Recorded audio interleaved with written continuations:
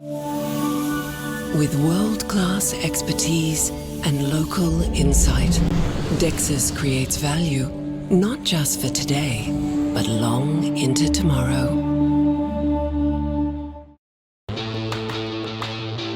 From Barangaroo Studios, the AusBiz COB is the key stuff you need to know about the day in business and finance. Welcome to the COB. I'm Juliette Sarli. Just gone 4 p.m. here in Sydney, and what an afternoon it has been. Once again, the art of the deal, if you will, or as my guest on the COB, Scuddy, David Scott, put it, another day, another trade headline. We had, of course, the US president teasing, if you will, that there is going to be a trade deal with a major partner. Lots of suggestions that is the UK. Let's have a look at where the local market is finishing at the session.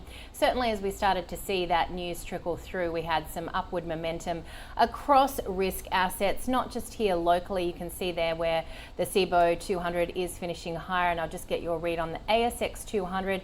It's up by about 0.2%, but also we started to see momentum coming through in S&P 500 minis and other European stock indexes as well, along with the pound that saw a modest strengthening on the news, although that has paired somewhat into the European opening session. Let's have a look at the overall themes of the day, though. Certainly as it is this Thursday Trump trade teaser, are we going to get some sort of an alliance between the UK and the US, and that has pushed market momentum. And don't forget, of course, we started the day with the Fed and Powell's push for patience. The Fed leaving interest rates on hold, really bucking calls from the US president to cut interest rates, but calling for patience amidst the outcome of that Fed Chair Powell saying, we don't feel the need to be in a hurry. We feel like it is appropriate to be patient. And that was after President Trump had earlier said he would not lower the steep tariffs on China in a condition to begin negotiations this weekend in Switzerland. So lots happening. Let's have a look at the overall sectors on our market, I should say. Of course, Westpac, NAB, ANZ all reporting this week. Today it was ANZ's turn, and it did miss expectations, sending shares down 1.6%, and Westpac coming under pressure because it traded ex-div today. Looking at some of the consumer discretionary stocks, particularly as we're hearing continually in confession season from the likes of Wesfarmers, Coles, about how we're not buying as many things in the supermarket and in other places as we continue to monitor cost of living pressures. And then when it comes to oil, we had that big spike in the previous session, but overnight global oil prices down 1.7%. US gas inventories rising by 200,000 barrels, well above what we had seen in terms of expectations. You've got the likes of Woodside down 0.8%, Santos off 0.5%. When we look at some of the other corporate news out there, ANZ's first half cash earnings coming in largely flat, some persistent competition in the home loan market, and a rise in asset impairments offsetting lending growth. ANZ down 1.6%. Suncorp, it actually lost the most in around a month as it postponed its capital management plan. If we can just get back to that previous board, we're still looking at some of those other stocks. We heard from Orica as well, swinging to a first half loss of 89 million. All right, well, we're now on to the likes of Coles. CEO Leah Weckert saying the supermarket giant will face minimal impact of US tariffs. Guzman y Gumez also telling investors it expects to exceed profit guidance for the year. Light & Wonder, well, it closed down by about 8%, telling investors it anticipates near-term cost pressures stemming from White House trade policy, but it did reaffirm its full-year earnings guidance. And Transurban having a gain of more than 1%. This is on news that it's going to do some more cost-cutting plans here to cut around 300 staff. All right, well, of course, we've been looking very closely at some of the stock market moves, and we did on the call have the stock of the day as Light & Wonder. It missed expectations with this first quarter revenue. Our experts Ben Clark from TMS Capital, Philip Pepe from Shaw & Partners, joined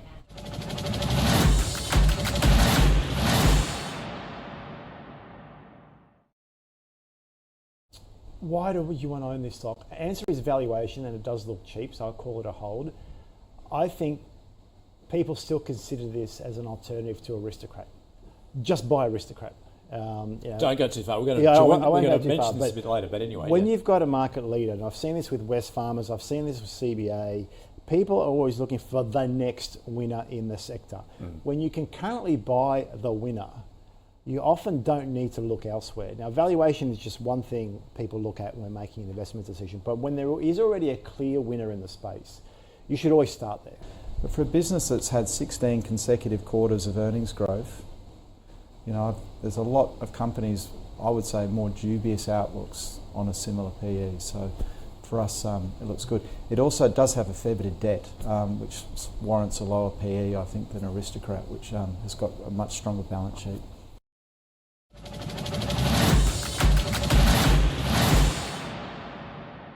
All right, well, of course, there's often gremlins when it comes to live TV. We're still trying to establish a connection with our guest of the day. While I wait to see whether or not that is going to occur, let's have another quick look at where the local market is tracking as we round out the day's trade. We mentioned some of the weakness coming through in the banking stocks today. You've got quite a lot of upside coming through in the likes of Westpac. It is up by about 3.4%. Here's some of the other movers, particularly in the small end of town. They're off the screen already. Okay, let's have a look then at what we're looking out for tonight. Of course, it is going to be another interesting session, particularly as we await what has been happening with the Trump outcome. Here we've also got the Bank of England interest rate decision, US non-farm productivity and labour costs due, US consumer inflation expectations, and earnings as well from the likes of Shopify, Coinbase and HubSpot. Unfortunately, it does look like gremlins have got the best of us today, so we're not going to bring you a chat with David Scott, unfortunately. Let's have a look at what we'll expect tomorrow, turnover indicator for March, and a number of reports as well from the likes of Macquarie, REA Group, QBE and News Corp. So the local market is closing out the session as we continue to monitor these headlines in terms of what is likely to occur in the offshore session, with President Trump very much teasing here that a trade deal is imminent. You've got the likes of Bitcoin jumping close towards 100,000 US dollars a coin, and the CBO 200 there closing higher by about 0.2%. So this trade deal is widely expected to be between the US and Britain. US Treasury Secretary Scott Bessent also expected to commence trade negotiations with China. So a lot to happen in the overnight session, and certainly why we did see some positivity coming through in the latter part of trade. Unfortunately, gremlins, as I say, have got the best of us today on the COB, but we did have some great conversations about all of this that we are going to put up on our website shortly, ausbiz.com.au. So please do check that out, and we will be back with the live stream from 9:45 a.m.